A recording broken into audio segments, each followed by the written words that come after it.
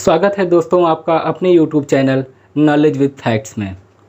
दोस्तों, आज हम आपके बीच में एक बहुत ही रोचक और बहुत ही इंटरेस्टिंग टॉपिक लेके उपस्थित हुए हैं।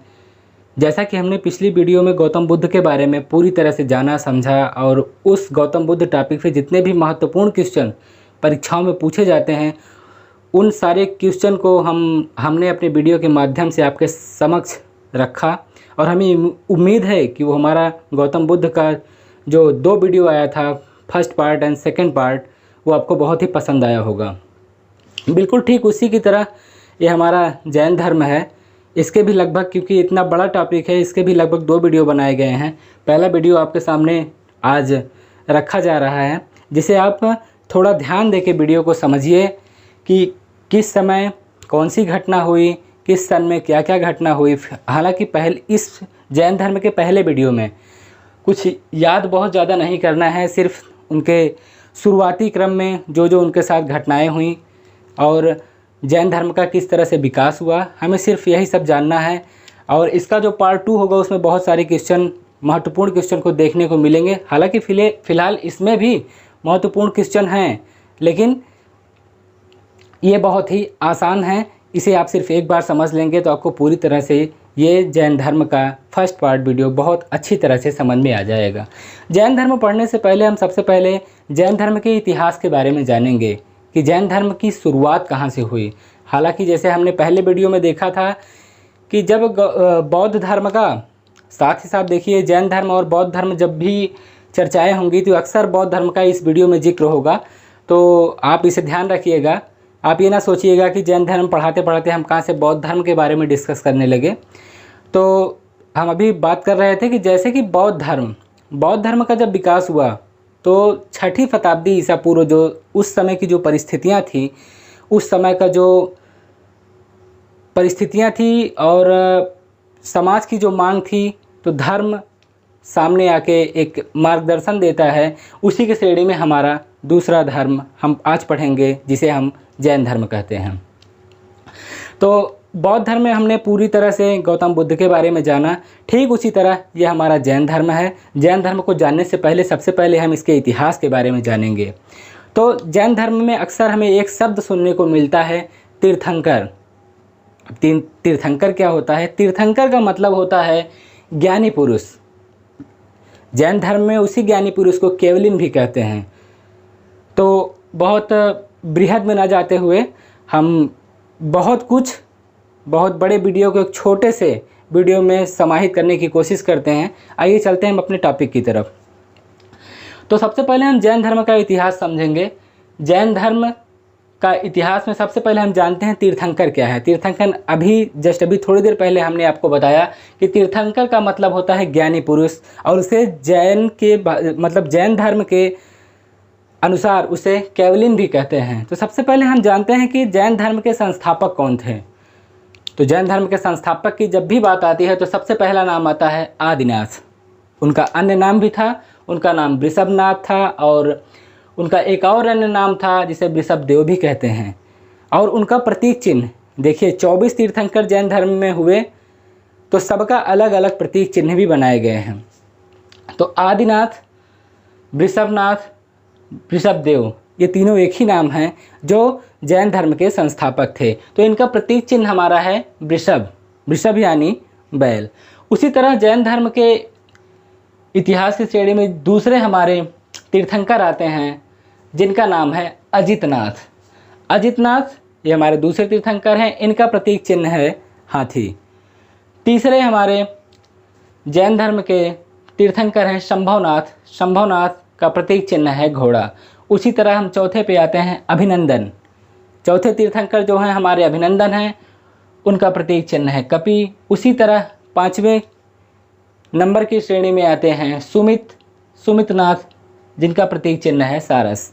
6ठे नंबर पे आते हैं पद्म प्रभु, जिनका प्रतीक चिन्ह है पद्म या कमल।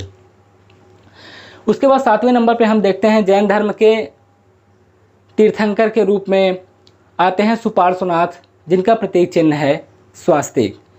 8वें नंबर पे चंद्र प्रभु, जिनका प्रतीक है चंद्रमा। 9वें नंबर पे सुविधिनाथ, जिनका प्रतीक चिन्ह है मगर। इनको पुष्पदंत भी कहा जाता है। एक एग्जाम पॉइंट ऑफ व्यू से एक बहुत ही महत्वपूर्ण क्वेश्चन है कि 9वें नंबर पे सुविधिनाथ जो 9वें तीर्थंकर थे, इनका एक और नाम भी है जिसे पुष्पदंत भी कहा जाता है। 10वें नंबर पे हमारे शीतलनाथ आते हैं। इनका प्रतीक जो था कल्पवृक्ष है। श्रेयांसनाथ 11वें नंबर पे, इनका प्रतीक गेंडा। और 12वें स्थान पे आते हैं वासपूज्यनाथ, जिनका प्रतीक चिन्ह महिष, महिष मतलब भैंसा जिसे हम कहते हैं, तो इनका प्रतीक चिन्ह जो था वो भैंसा था। उसके बाद 13वें नंबर पे हमारे आते हैं विमलनाथ। विमलनाथ का प्रतीक चिन्ह है वाराह, जिसे हम सुअर कहते हैं। अनंतनाथ 14वें नंबर पे आते हैं, जो जिनका प्रतीक चिन्ह बाज है। 15वें नंबर पे हमारे आते हैं धर्मनाथ, जिनका प्रतीक चिन्ह था वज्र। 16वें स्थान पे आते हैं शांतिनाथ, जिनका प्रतीक चिन्ह है हमारा मृग। 17वें नंबर पे कन्युनाथ, जैन धर्म के 17वें तीर्थंकर थे कन्युनाथ, जिनका प्रतीक चिन्ह था अज यानी बकरा।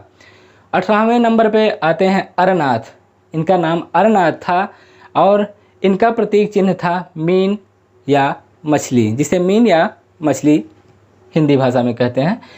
19वें नंबर पे आते हैं मल्लिनाथ।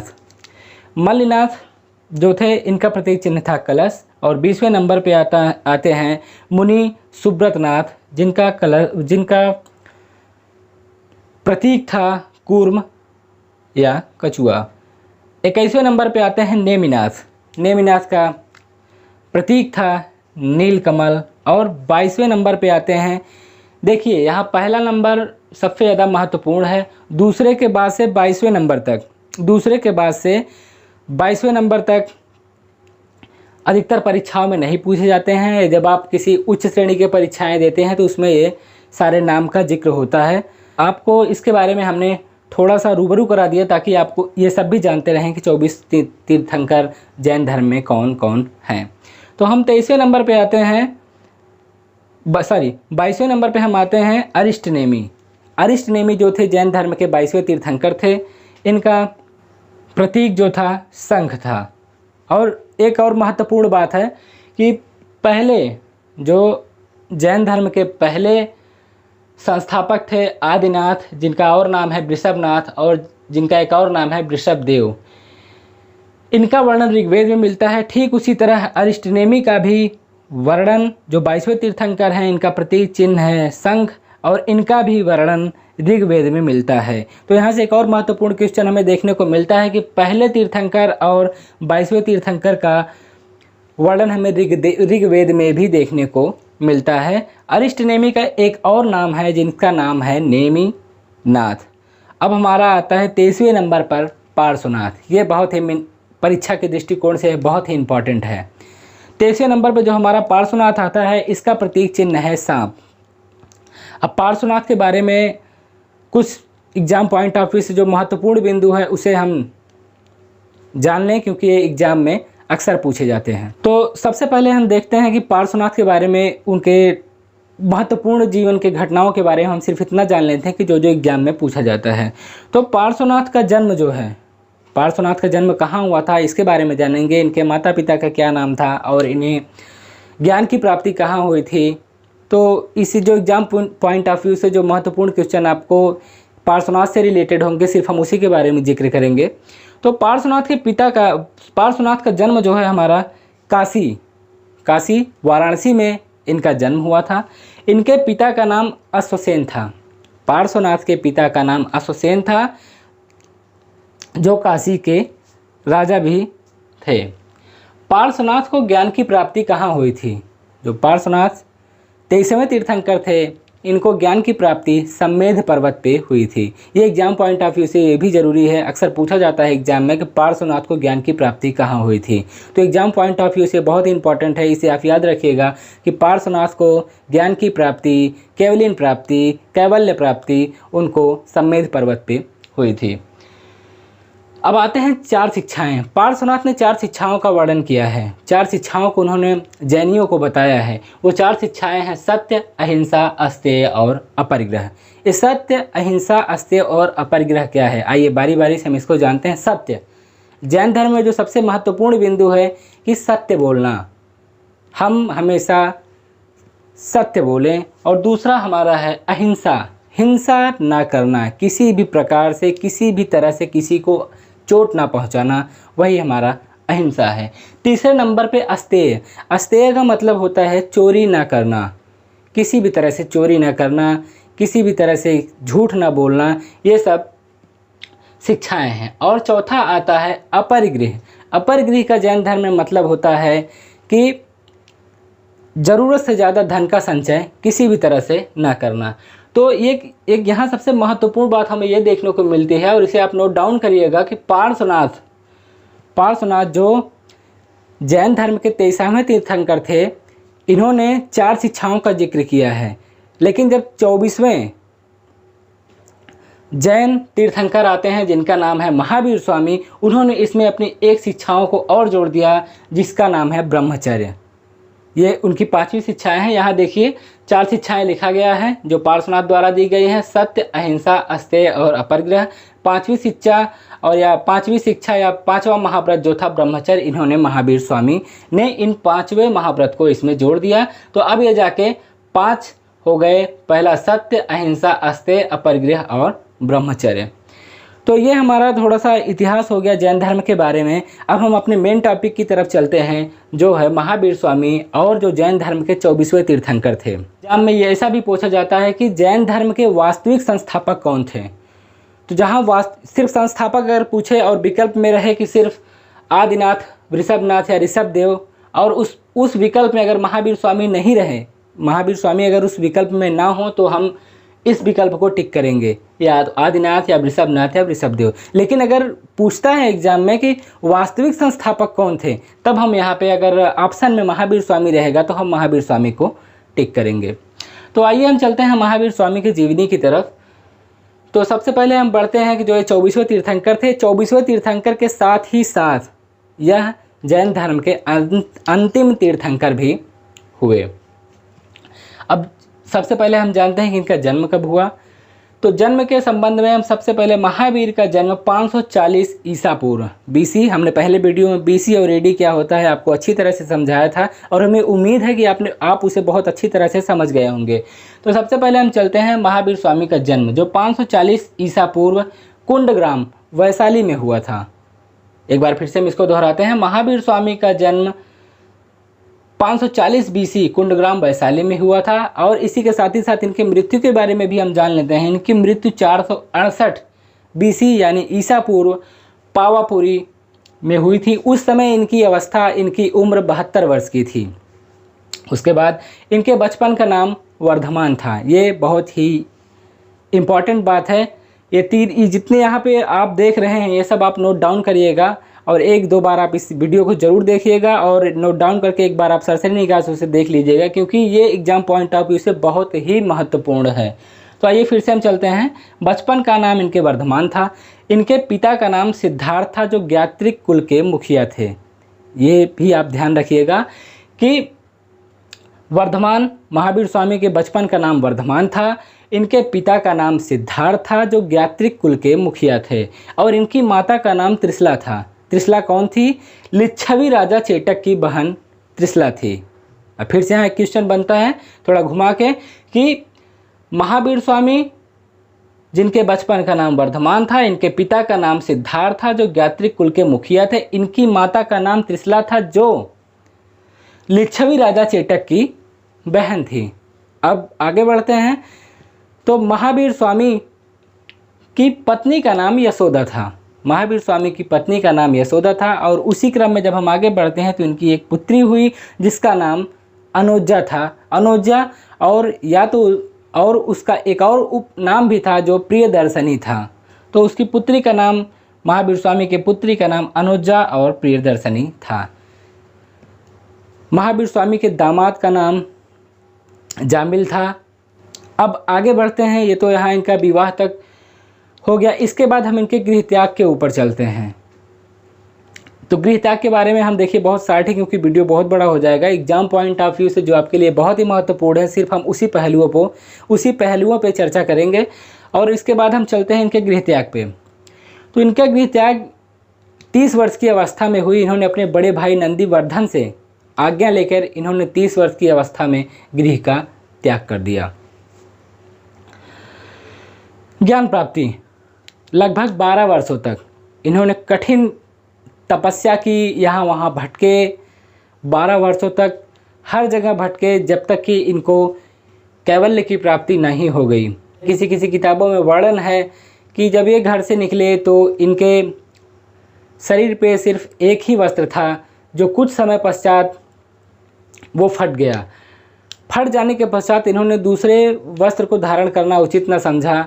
ऐसे ही ये घूमते रहे और ये नग्न अवस्था में ही अपने तप साधना में इधर उधर भटकते रहे। इन्हें कुछ लोग इनको पागल समझने लगे। अंततः जब इन्हें ज्ञान की प्राप्ति हुई तब ये वर्धमान से महावीर स्वामी बने। तो आइए हम आगे चलते हैं। ज्ञान की प्राप्ति हम देखते हैं कि 12 वर्ष पश्चात अर्थात 30 वर्ष की अवस्था में इन्होंने अपना गृह त्याग किया, और 12 वर्ष के पश्चात अर्थात 30 10 40 तो 42 अर्थात 42 वर्ष की अवस्था में इन्हें ज्ञान की प्राप्ति हुई। इनको ज्ञान की प्राप्ति कहाँ होती है? जाम्भिक ग्राम में। जाम्भिक ग्राम में साल वृक्ष के नीचे ऋजुपालिका नदी के तट पर इनको कैवल्य की प्राप्ति होती है। कैवल्य मतलब ज्ञान की प्राप्ति होती है। ज्ञान प्राप्ति के पश्चात महावीर स्वामी, जब इन्हें ज्ञान की प्राप्ति हो जाती है तो महावीर स्वामी को अन्य अन्य नामों से इनको अन्य अन्य उपाधियां दी गई, जैसे कि जिन, अरहत और निर्ग्रंथ। जिन का मतलब जैन धर्म में होता है विजेता, जो अपने इंद्रियों पर विजय प्राप्त कर ले वह जिन हुआ, अर्थात महावीर स्वामी जिन कहलाए। अरहत, अरहत का मतलब पूजनीय, जब उन्हें ज्ञान की प्राप्ति हो गई तो वह पूजनीय हो गए। और तीसरा जो हमारा है निर्ग्रंथ। निर्ग्रंथ का मतलब होता है बंधनहीन। जब उन्होंने ज्ञान की प्राप्ति कर ली तो उन्होंने हर तरह से अपनी लालसा को, अपनी इच्छाओं पे विजय प्राप्त कर ली और वह बंधनहीन हो गए। महावीर स्वामी ने अपना पहला उपदेश राजगृह में प्राकृत भाषा अर्धमागधी में उन्होंने अपना पहला उपदेश दिया। कहाँ पे दिया? राजगृह में दिया। इनके प्रथम शिष्य कौन थे? इनके प्रथम शिष्य के बारे में भी अक्सर क्वेश्चन देखने को मिलता है कि इनके प्रथम शिष्य कौन थे। तो इनके प्रथम शिष्य इनके दामाद, जिसे हम जामिल या जमाली, जो प्रियदर्शनी के पति थे। प्रियदर्शनी कौन? इनकी पुत्री अनुजा, जिसका नाम प्रियदर्शनी भी था। उनके पति जामिल इनके प्रथम शिष्य बने। अब एक जैसे उसमें हमने बौद्ध धर्म में देखा था कि स्त्री को बौद्ध धर्म में कब प्रवेश दिया गया, उसी तरह इसमें है प्रथम जैन भिक्षुणी कौन थी? प्रथम जैन भिक्षुणी नरेश दधिवाहन की पुत्री चंपा थी। ये भी क्वेश्चन कहीं कहीं देखने को मिलता है कि आप इसे सिर्फ इतना जानते रहिए कि प्रथम जैन भिक्षुणी नरेश दधिवाहन की पुत्री चंपा थी, जो जैन धर्म में प्रवेश की। अब जैन धर्म के बारे में जो सबसे महत्वपूर्ण बात है, जैन महावीर स्वामी कहते हैं कि संसार दुखमय है। महावीर स्वामी जो कहते हैं संसार के बारे में कि सारा संसार ही दुखों से भरा हुआ है, तो वो कहते हैं कि संसार दुखमय है तथा दुख का कारण कर्म फल है।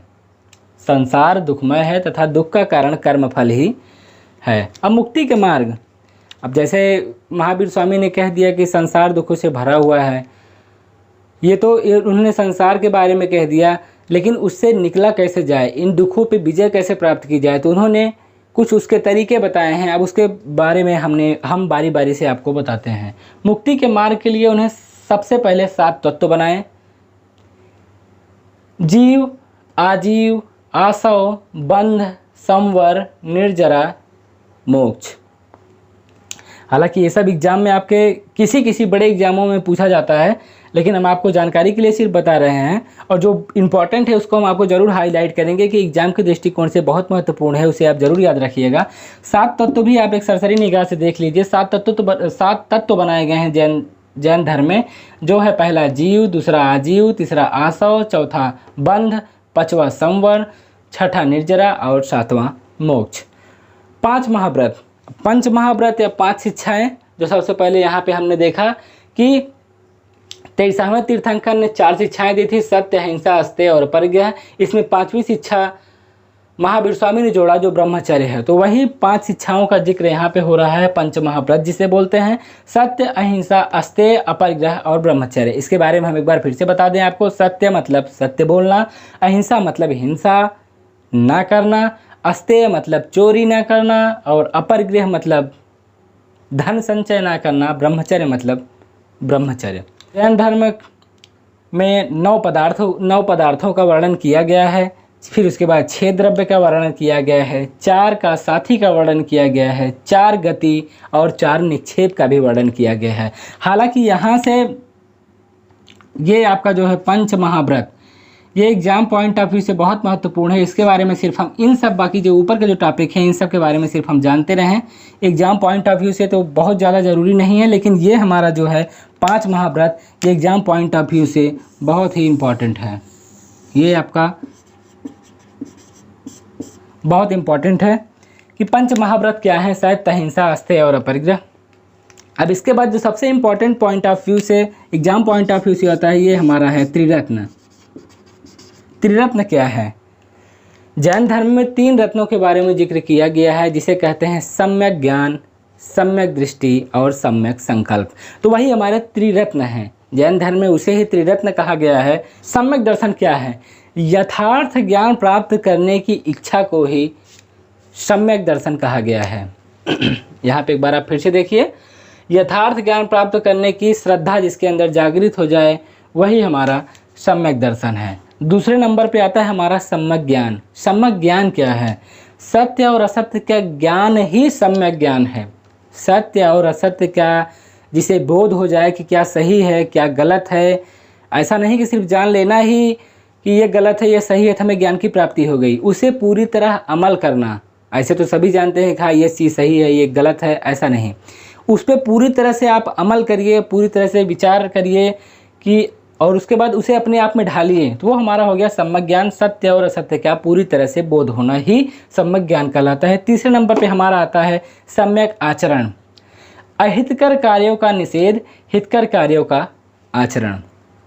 ये तीसरा हमारा जो है सम्यक आचरण। अहितकर कार्यों का निषेध होना चाहिए, निषेध मतलब बहिष्कार होना चाहिए। हितकर कार्यों का आचरण हो, जो कार्य अच्छे हों उसी को अपने दिनचर्या में शामिल किया जाए, उसी का आचरण किया जाए और उसी पे चला जाए। ये हमारा त्रिरत्न हो गया जो एग्जाम पॉइंट ऑफ व्यू से बहुत ही ज़रूरी है। और उसके बाद हम चलते हैं कि जैन धर्म में किस चीज़ की मान्यता है। तो ये एग्जाम पॉइंट ऑफ व्यू से ये भी ज़रूरी है कि जैन धर्म में ईश्वर की मान्यता नहीं है। इसे आप ध्यान रखिएगा कि जैन धर्म में ईश्वर की मान्यता बिल्कुल भी नहीं है। वो आत्मा में विश्वास करते थे। एग्जाम के दृष्टिकोण से बहुत ही इम्पॉर्टेंट है। जैन धर्म ईश्वर को नहीं मानता था। वह पुनर्जन्म और कर्मवाद में पूरी तरह विश्वास करता था कि अच्छे कर्म करेंगे तो सब अच्छा ही होगा और पुनर्जन्म होता है, ये उन्हें पूर्णतः विश्वास था। और वो सिर्फ आत्मा को ही मानते थे। कोई भगवान नहीं, कोई परमात्मा नहीं, वो सिर्फ आत्मा को ही सब कुछ मानते थे। तो उसके आगे हम चलते हैं। जैन धर्म ने अपने आध्यात्मिक विचारों को सांख्य दर्शन से ग्रहण किया। ये एग्जाम पॉइंट ऑफ व्यू से बहुत ज़रूरी है, इसे आप जरूर नोट डाउन करिएगा कि जैन धर्म ने अपने आध्यात्मिक विचारों को सांख्य दर्शन से ग्रहण किया है। कहाँ से दर्शन किया है? अपने आध्यात्मिक विचारों को सांख्य दर्शन से ग्रहण किया है। इसके बाद हम चलते हैं जैन धर्म के सप्तभंगी ज्ञान के उपनाम। जैन धर्म के सप्तभंगी ज्ञान के उपनाम स्यादवाद और अनेकांतवाद। अक्सर जैन धर्म में देखने को मिलता है कि स्यादवाद और अनेकांतवाद। तो स्यादवाद क्या है, अनेकांतवाद क्या है, आइए हम उसके बारे में जानते हैं। स्यादवाद मतलब होता है विभिन्न अपेक्षाओं से वस्तुगत अनेक धर्मों का प्रतिपादन करना ही स्यादवाद कहलाता है। इसे फिर से देखते हैं। स्यादवाद मतलब हो गया विभिन्न अपेक्षाओं से वस्तुगत अनेक धर्मों का प्रतिपादन ही स्यादवाद कहलाता है। उसी तरह अनेकांतवाद आता है हमारा किसी भी विचार या किसी भी वस्तु को अलग अलग दृष्टिकोण से देखना, समझना और परखना ही अनेकांतवाद है। इसे हम फिर से एक बार देखते हैं। किसी भी विचार या वस्तु को अलग अलग दृष्टिकोण से देखना, समझना और परखना ही हमारा अनेकांतवाद होता है। एग्जाम पॉइंट ऑफ व्यू से हमारा स्यादवाद और अनेकांतवाद ये बहुत ही इम्पॉर्टेंट है। अक्सर परीक्षाओं में इसके बारे में ज़रूर क्वेश्चन पूछा जाता है। और ये सबसे, जब हम इतिहास के बारे में, जैन धर्म के इतिहास के बारे में जानेंगे तो सबसे पहले आदिनाथ पहले से, और इसके बाद यहाँ से जब 22 पे आते हैं अरिष्टनेमी। अरिष्टनेमी से पूछा जाता है कि इनका प्रतीक चिन्ह क्या था, शंख। और एक चीज़ और ध्यान देने वाली यहाँ बात है कि पहले तीर्थंकर और 22वें तीर्थंकर का वर्णन ऋग्वेद में मिलता है, ये आप ध्यान रखिएगा। बाकी बीच वाला तो बहुत ज़रूरी नहीं है, किसी बड़े एग्जामों में ही इसका जिक्र होता है। अगर आप ग्रुप डी, ग्रुप सी किसी तरह का एग्ज़ाम आप देख रहे हैं तो आप सिर्फ ये पहले तीर्थंकर को जानिए, उसके बाद 22 से 22, 23, 24 ये आपके लिए बहुत ही महत्वपूर्ण है। तो एक बार हम सरसरी निगाह से इसको फिर से देखते हैं। हालांकि इतिहास के बारे में हम सिर्फ यहाँ जैन धर्म के इतिहास के बारे में सिर्फ हम पहले तीर्थंकर को जानते हैं। पहले तीर्थंकर जो हैं आदिनाथ, इनका उपनाम था वृषभनाथ, और एक इनका और उपनाम था वृषभदेव। इनका प्रतीक चिन्ह वृषभ या बैल था। उसी तरह हम 22वें पे आते हैं। 22वें तीर्थंकर अरिष्टनेमी थे, जिनका प्रतीक चिन्ह शंख था, और इनका एक और नाम था नेमिनाथ। 23वें तीर्थंकर हमारे थे पार्श्वनाथ, जिनका प्रतीक चिन्ह सांप था। पार्श्वनाथ के बारे में हम थोड़ा जानेंगे जी कि इनके पिता का क्या नाम था, इनको ज्ञान की प्राप्ति कहाँ हुई थी, क्योंकि ये 23वें तीर्थंकर थे। 23वें तीर्थंकर से अधिकतर एग्जाम में प्रश्न पूछे जाते हैं। तो पार्श्वनाथ का जन्म काशी वाराणसी में हुआ था। इनके पिता अश्वसेन काशी के राजा थे, और पार्श्वनाथ को ज्ञान की प्राप्ति सम्मेद पर्वत पे हुई थी। पार्श्वनाथ को ज्ञान की प्राप्ति सम्मेद पर्वत पे हुई थी। इन्होंने 4 शिक्षाएं बताई, सत्य, अहिंसा, अस्तेय और अपरिग्रह।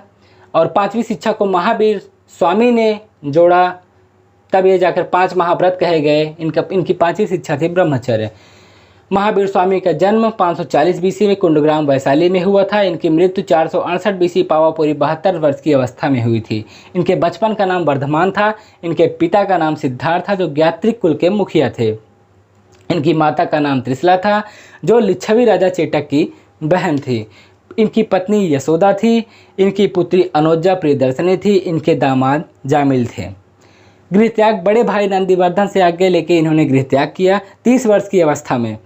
और ज्ञान की प्राप्ति 12 वर्ष तक कठोर तपस्या, इधर उधर भटकने के पश्चात 42 वर्ष की अवस्था में इन्हें ज्ञान की प्राप्ति होती है। तब से यह जिन, अरहत और निर्गंथ भी कहे गए। इनको ज्ञान की प्राप्ति कहाँ होती है? जाम्भिक ग्राम में साल वृक्ष के नीचे ऋजुपालिका नदी के तट पर ज्ञान की प्राप्ति होती है। जैन धर्म में ज्ञान की प्राप्ति को हम कैवल्य प्राप्ति कहते हैं या कैवल्य कहते हैं।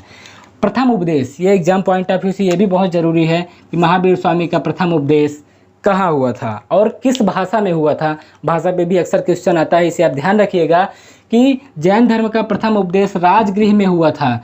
और उसकी भाषा क्या थी? प्रकृति। उसकी प्रकृति क्या थी? अर्धमागधी भाषा में वह उपदेश दिया गया था। प्रथम शिष्य इनके कौन थे? इनके दामाद, जिसका नाम जामिल, किसी जगह किताबों में जमाली भी देखने को मिलता है, जो प्रियदर्शनी के पति थे। प्रथम जैन भिक्षुणी नरेश दधिवाहन की पुत्री चंपा थी। ये भी एग्जाम पॉइंट ऑफ व्यू से ये भी बहुत ज़रूरी है कि चंपा कौन थी? तो प्रथम जैन भिक्षुणी थी जो दधिवाहन की पुत्री थी। संसार दुखमय है तथा दुख का कारण कर्म फल है। संसार दुख से भरा हुआ है और दुख का कारण कर्म फल ही है। उसके बाद मुक्ति के मार्ग में 7 तत्व बनाए गए हैं: जीव, आजीव, आसव, बंध, संवर, निर्जरा, मोक्ष। फिर 5 व्रत मतलब हमारे हो गए सत्य, अहिंसा, अस्तेय, अपरिग्रह, ब्रह्मचर्य। 9 पदार्थ, 6 द्रव्य, 4 का साथ, 4 गति, 4 निक्षेप। उसके बाद हम आते हैं त्रिरत्न हमारा सम्यक दर्शन, सम्यक ज्ञान, सम्यक आचरण। सम्यक दर्शन क्या है? यथार्थ ज्ञान प्राप्त करने की श्रद्धा को ही सम्यक दर्शन कहते हैं। सम्यक ज्ञान, सत्य और असत्य का ज्ञान ही सम्यक ज्ञान है। सम्यक आचरण, अहितकर कार्यों का निषेध, हितकर कार्यों का आचरण ही सम्यक आचरण है। और एक महत्वपूर्ण बात, जैन धर्म में ईश्वर की मान्यता नहीं है, सिर्फ आत्मा की ही मान्यता है। साथ ही साथ पुनर्जन्म और कर्मवाद में पूर्णतया विश्वास है। जैन धर्म ने अपने आध्यात्मिक विचारों को सांख्य दर्शन से ग्रहण किया है। जैन धर्म ने अपने आध्यात्मिक विचारों को कहाँ से ग्रहण किया है? सांख्य दर्शन से। ये भी बहुत ही महत्वपूर्ण है। जैन धर्म के सप्तभंगी ज्ञान के उपनाम स्यादवाद और अनेकांतवाद हैं। स्यादवाद क्या है? विभिन्न अपेक्षाओं से वस्तुगत अनेक धर्मों का प्रतिपादन ही स्यादवाद है। अनेकांतवाद किसी भी विचार या वस्तु को अलग अलग दृष्टिकोण से देखना, समझना और परखना ही हमारा अनेकांतवाद है। तो ये हमारा जैन धर्म से वीडियो जो पहला पार्ट है आपके सामने रखा गया है। जो एग्ज़ाम पॉइंट ऑफ व्यू से जो भी इसमें महत्वपूर्ण क्वेश्चन है, खासकर ये वाला पोर्शन तो एग्ज़ाम पॉइंट ऑफ व्यू से बहुत ही ज़रूरी है। इसमें ये पहला तीर्थंकर और 22, 23, 24 ये तीर्थंकर बहुत ही इंपॉर्टेंट है। उसके बाद ये कॉलम भी बहुत ही इंपॉर्टेंट है। इसका आप एक बार स्क्रीनशॉट ले लीजिए और इसको कहीं आप नोट डाउन कर लीजिए, इसको अच्छी तरह से समझ लीजिए और कुछ जो एग्ज़ाम पॉइंट है उसे बताए गए उसे आप थोड़ा ध्यान दे दीजिएगा। और इस लेक्चर को 1 या 2 बार देखेंगे तो आपको ये वीडियो पूरी तरह से पूरा कॉन्सेप्ट आपको क्लियर हो जाएगा। और मुझे पूरा विश्वास है कि एक बार अगर आप सिर्फ कॉन्सेप्ट को आप क्लियर कर लीजिए फिर आपको रटने की कभी ज़रूरत नहीं पड़ेगी। देखिए, चीज़ों को समझना और चीज़ों को रटना ये दोनों बहुत ही अलग अलग चीज़ें हैं। चीज़ों को आप रटते हैं तो रटा हुआ चीज़ कुछ दिन बाद हमारे दिमाग से उतर जाता है, क्योंकि रटेंगे क्या, दिमाग की कैपेसिटी होती है, कितना हम रटेंगे, थोड़ा बहुत रटेंगे और रटेंगे और रटेंगे, लेकिन हम आगे बढ़ते जाएंगे रटते रटते, पीछे वाला अपने आप इरेज होता जाएगा। तो हम अगर चीज़ों को समझ लेते हैं, चीज़ों को जब भी हम समझ लेते हैं तो समझने के बाद वो हमारे दिमाग से कभी उतरता नहीं, क्योंकि वह पूरी तरह से दिमाग में बैठ जाता है। तो आप ज़्यादा से ज़्यादा कोशिश करिए कि चीज़ों को समझने की, ना कि रटने की। तो आप इस वीडियो को 1 या 2 बार देखिएगा, इसमें जो इम्पोर्टेंट पॉइंट है उसे आप नोट करिएगा। और आपको ये वीडियो कैसा लग रहा है इसके बारे में हमें कमेंट बॉक्स में ज़रूर कमेंट करके बताइएगा। हमें उम्मीद है कि आपको ये वीडियो बहुत अच्छा लग रहा होगा। अगर आपको हमारा यह वीडियो अच्छा लग रहा है तो कृपया अपने दोस्तों के साथ अवश्य शेयर करें। आप हमारे चैनल पर अगर नए हैं तो चैनल को ज़रूर सब्सक्राइब करें, लाइक करें। इसी उम्मीद के साथ हम आपसे विदा लेते हैं। जय हिंद।